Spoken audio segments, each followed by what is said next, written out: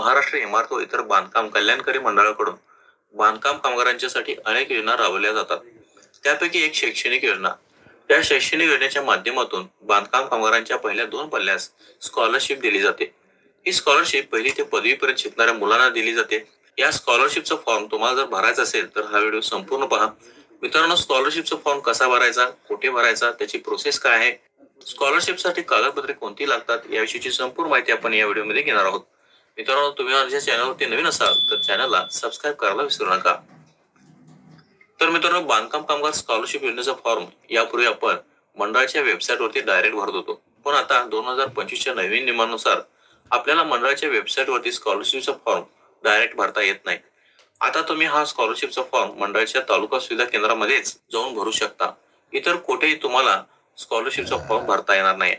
बांधकाम कामगारांच्यासाठी सुरू करण्यात आलेल्या तालुका सुविधा केंद्र कुठे आहे हे जर तुम्हाला माहित नसेल तर तुम्ही मंडळाच्या वेबसाईटवरती जाऊन संपर्क याच्यावरती क्लिक करून या ठिकाणी तुम्हाला खाली स्क्रोल डाऊन करायचं आहे आणि या ठिकाणी तुम्ही 350 तालुका सुविधा केंद्राची यादी पाहू शकता. डाउनलोड बटनावरती क्लिक करून तुम्ही ही यादी डाउनलोड करून तुमच्या तालुक्यात तालुका सुविधा केंद्र कुठे आहे याची माहिती घेऊ शकता.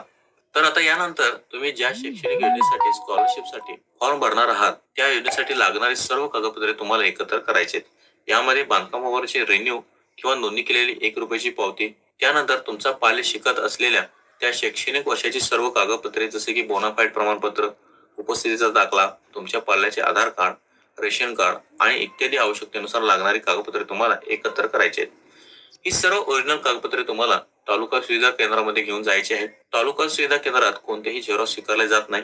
शक्यतो तुम्ही सर्व ओरिजिनल डॉक्युमेंट्स या ठिकाणी घेऊन जायचे आहे. आता तालुका सुविधा केंद्रामध्ये गेल्यानंतर तुम्हाला सर्वात पहिल्यांदा तुमची सर्व कागदपत्रे बरोबर आहेत की नाही हे त्या ठिकाणी असलेल्या अधिकाऱ्याकडून चेक करून घ्यायचे आहे आणि त्यानंतर तुम्हाला एक टोकन नंबर दिला जाईल. आता टोकन नंबर घेऊन तुम्हाला तेथे असलेल्या ऑपरेटरकडे तुमचा फॉर्म सबमिट करायचा आहे आणि त्यानंतर तुमच्या मोबाईल नंबरवरती एक ओटीपी पाठवला जाईल. तो ओटीपी तुम्हाला ऑपरेटरला सांगायचा आहे. मित्रांनो, या ठिकाणी महत्वाची गोष्ट लक्षात ठेवा, तुमचा मोबाईल नंबर चालू असणे खूप महत्वाचा आहे. तुमच्या रजिस्टर्ड मोबाईल नंबरवरती ओटीपी येतो. जर तुमचा मोबाईल नंबर चालू नसला तर तुमचा फॉर्म भरण्यास अडचण येऊ शकते. त्यामुळे mobile number up to date ठेवा. आता यानंतर तुमचा फॉर्म कोणत्या योजनेसाठी तुम्ही सबमिट केलाय त्यासाठी भरला जाईल. फॉर्म भरल्यानंतर तुमचा म्हणजे बांधकामावरचा एक फोटो घेतला जाईल आणि त्यानंतर त्याचा अंगठ्याचा ठसा सुद्धा या ठिकाणी घेतला जाईल आणि त्यानंतर तुमच्या स्कॉलरशिप योजनेचा फॉर्म सबमिट करण्यात येईल. फॉर्म सबमिट झाल्यापासून 1 महिन्यानंतर आपल्याला मंडळाकडून स्कॉलरशिप संदर्भात मेसेज पाठवला जाईल. त्यामध्ये आपल्याला कळेल की आपला अर्ज मंजूर झाला आहे की नाही आणि जर तुम्हाला SMS आला नसेल तर तुम्ही प्रोफाईल लॉग इन करून सुद्धा तुमच्या क्लेमचा स्टेटस चेक करू शकता.